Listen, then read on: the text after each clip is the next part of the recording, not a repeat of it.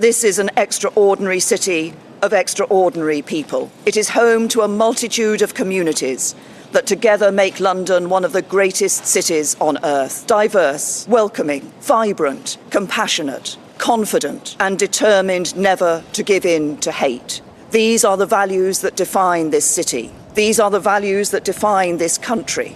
These are the values that this government will uphold. These are the values that will prevail. Today we come together, as we have done before, to condemn this act and to state once again that hatred and evil of this kind will never succeed.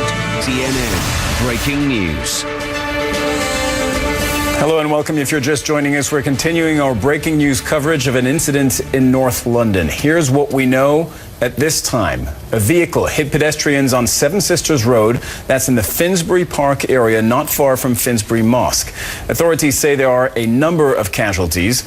One person is under arrest, and crucially, a police spokesman says it's too early to tell if this is a terror attack. What? Why? Because it's why? Hard times, isn't it? It's a new day. Police declared it a terrorist incident within 8 minutes. This morning, our country woke to news of another terrorist attack on the streets of our capital city. The second this month, and every bit as sickening as those which have come before. It was an attack that once again targeted the ordinary and the innocent, going about their daily lives. This time, British Muslims, as they left a mosque, having broken their fast and prayed together at this sacred time of year. One man was pronounced dead at the scene. 8 injured were taken to 3 separate hospitals, while 2 were treated at the scene for more minor injuries. The driver of the van, a white man aged 48, was bravely detained by members of the public at the scene and then arrested by police. Don't waste time hanging round, messing round, joking. Plenty time for enjoyment, success is a slow thing. Speak behalf on everyone from Dundee to Woking. Work hard when you're young, quit doping, smoking. Get up off the street, stop hoping. Don't waste cash on drugs and expensive clothing. Middle class are gone, the rich are still growing. Slags are rich for poking, that I'm loading. The government stress, we should be voting. Off that!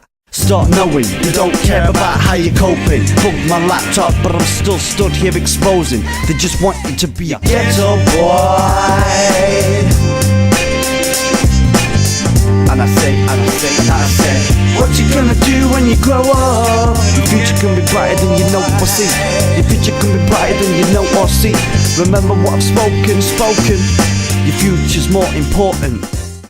Extra police resources have already been deployed to reassure communities, and the police will continue to assess the security needs of mosques and provide any additional resources needed, especially during this final week before Eid al-Fitr, a particularly important time for the whole Muslim community.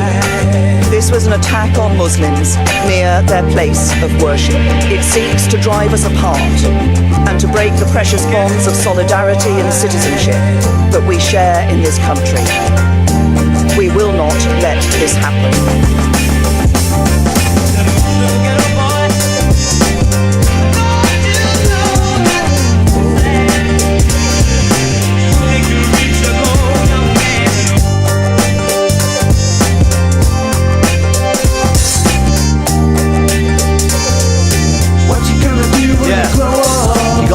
License on the end of your street, of bookmakers and they're shutting down the library. I go shop, people pick a fight with me. Don't mind, see, they're not like me. I worked hard to comfort my life, see. System of business fucked like their feelings. Understand why people went to all the trouble to give their lives to fly 2 planes into 2 buildings. And they weren't Muslims. Damn right they weren't. You fucked up fucking pricks. Propaganda, fucking news bitches, media. Your opinions don't matter. You shouldn't be allowed to fucking spit your opinions unless they're politically correct. It was about after 12 a.m., probably around between 4:15, 12:20 when this incident happened. There was this old man who passed out on that corner. We were trying to help him to give him a CPR. We gathered, me and my friends, we just came out outside the mosque, which is near the mosque, which is a few yards away. And we just hear a speed, a van turning into us, which he ran over. Almost luckily, I managed to get away, but a lot of people got injured. So you managed to get away, but we're told that you actually detained one of the men who was in the van. Talk us through that. Yeah, so when the guy came out from his van, he wanted to escape, run away, and he was saying, I want to kill Muslims, I want to kill the Muslims. So he because there wasn't any a place to run away, so he came back where he drove us. And then I hit him on his stomach, which he fell down on the floor. And then me and there was other guys, we held him to the ground until he was couldn't move, until we stopped him until the police came. Police took around, I would say, 20 minutes to half an hour, where they took very long, and the ambulance as well. Abdul, that's absolutely extraordinary. Just describe this man for us. What did he look like? And repeat again, Abdul, what he was shouting when you were detaining him. He was saying, I want to kill Muslims, I want to kill the Muslims. Well, when we put him on the ground, I asked him, why did he do that? I was very emotionally and very upset. Why did he do that? You killed so many people. At that time, I didn't know how many people got injured or died. I said, why did he do that? Why did he do that? He said, kill me, kill me. I said, why did he do that? You're killing so many people, for no reason. I think this man, he was. He had an English man face. He looked like a builder, very big man. He was in his 50s, I think. Very strong, as we couldn't hold him that much, as he was very strong.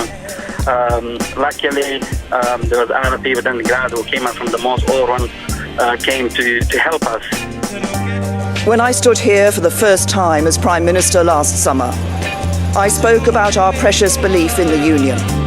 Not just the bond between the four nations of the United Kingdom, but the bond between all our citizens, every one of us, whoever we are and wherever we are from. At the heart of that bond is a belief in the fundamental freedoms and liberties that we all cherish. The freedom of speech, the freedom to live how we choose, and yes, the freedom to practice religion in peace. This morning we have seen a sickening attempt to destroy those freedoms and to break those bonds of citizenship that define our United Kingdom. There has been far too much tolerance of extremism in our country over many years, and that means extremism of any kind, including Islamophobia. That is why this government will act to stamp out extremist and hateful ideology, both across society and on the internet, so it is denied a safe space to grow. It is why we will be reviewing our counter-terrorism strategy and ensuring that police and security services have the powers they need. And it is why we will establish a new Commission for Countering Extremism as a statutory body to help fight hatred and extremism in the same way as we have fought racism. Because this extremism is every bit as insidious and destructive to our values and our way of life, and we will stop at nothing to defeat it. Our thoughts and prayers this morning are with the family and friends of the man who died and those who were injured.